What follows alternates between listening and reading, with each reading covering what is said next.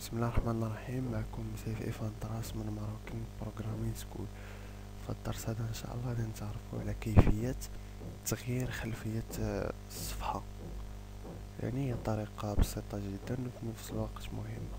اول شيء كنحلو هنا الطاق ديال البودي وكنضيفو فيه بعض القيم اللي هي باكجراوند كولر تساوي مثلا سليفر.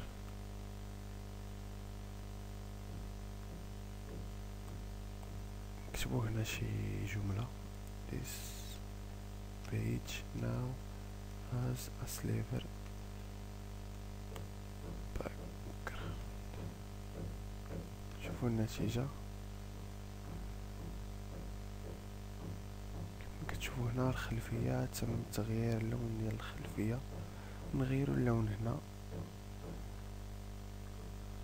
نغيرو اللون ديالنا هنا مثلا نديرو ريد.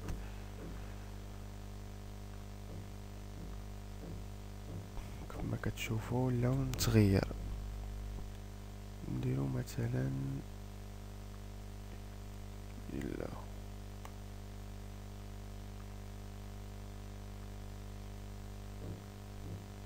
يعني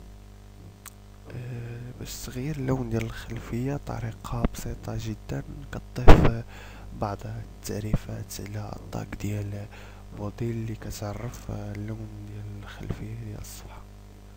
نتلاقاو في الدرس الجاي. ما تنساوش الاشتراك على القناة على يوتيوب وعلى فيسبوك.